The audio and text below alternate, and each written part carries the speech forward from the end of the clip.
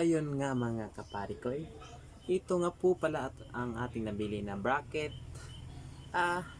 Ilalagay natin ito dito sa plate number na lilinisan natin upang makabit sa motor. Wala pa tayong karburador kaya ito muna yung hindi, no, sorry. Wala pa po pala tayong tapaludo kaya ito po yung magsisilbing tapaludo na likod ng ating motor.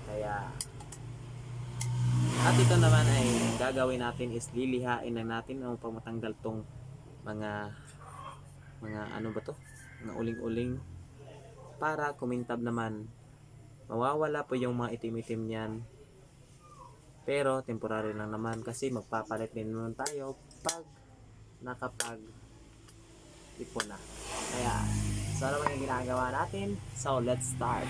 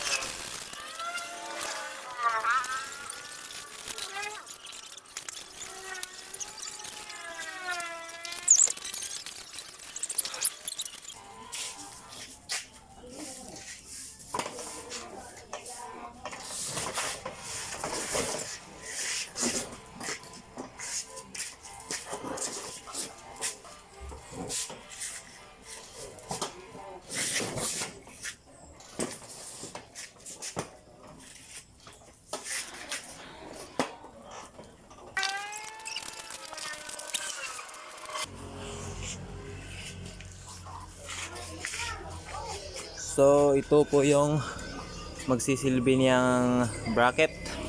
Tapos, ilalagay din natin tong kakalinis ko lang na plate number. Kung makikita nyo ay kikinang at kikinang talayan sa sakinang sobrang kinis. Basa pa. At ganito ang mangyayari dyan. Ganyan. Kaya sige, let's start. Sisimulan na natin kung paano natin ito i-DIY.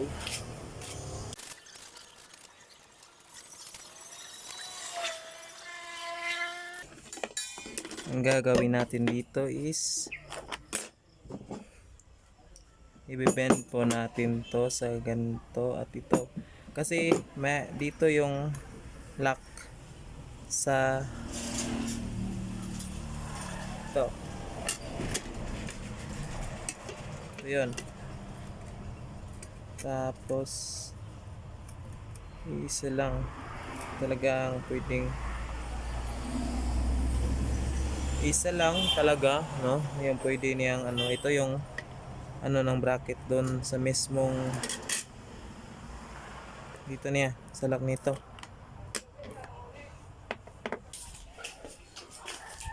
Ito.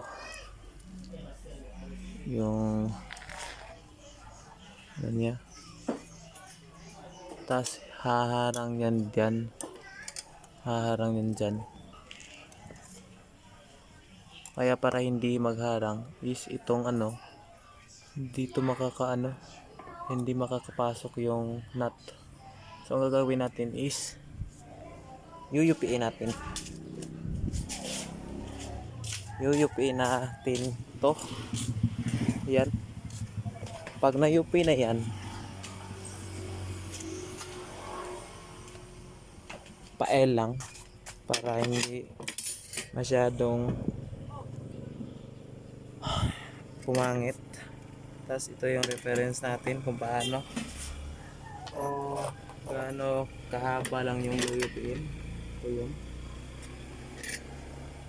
Kumbaga ito lang yung magsisilbing ano natin, lalagyan na natin ito ng lock o nut.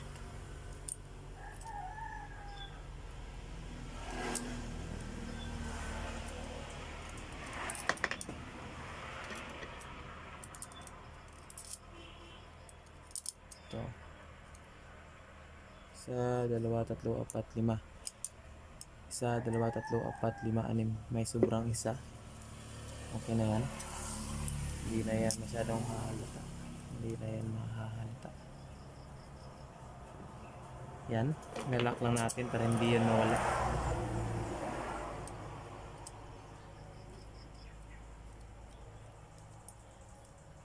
Tapos, i-bend lang natin to gamit tong plies. Kasi, kailangan natin makuha is ganito lang. Oh. Dito. Dito. Ito lang. Dapat ito na yan eh. Pero hindi talaga magkakasya. Kaya i-bend na natin guys.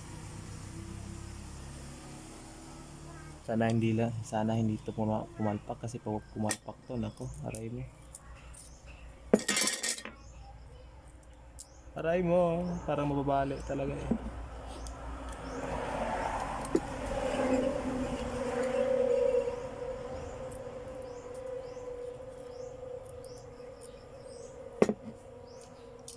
Parang natatakot ako ah. Tara. Uy, malagtik.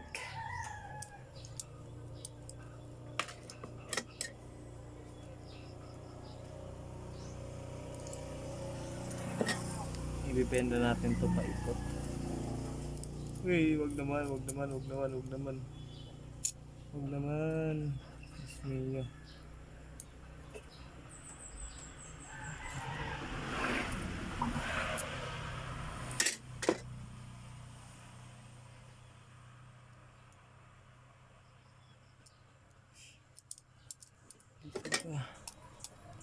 Hirap.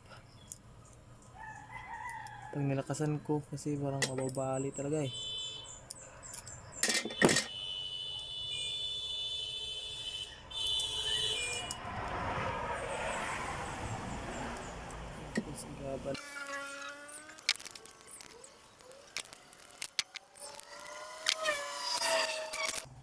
So palpak yung nagawa guys, nabali. Hindi umayon sa plano ang paggawa. Pero meron pa naman tayong ibang option. Maghahanap na lang tayo ng mga ganitong bolts para gawin nating spacer. Kasi pag ganito, pag ipupurso kasi natin yan, nakikita nyo ba yan? Yung medyo kumikinang na straight. Mababali yan pag pinwersa ko. Kaya para hindi masayang yung gamit natin is DIY na lang tayo. Gagamitan natin ng ganitong bolts. 2. Para mapasok yung 2 lock ng nut. So ayun. Ito na. Huli na talaga to guys. Promise.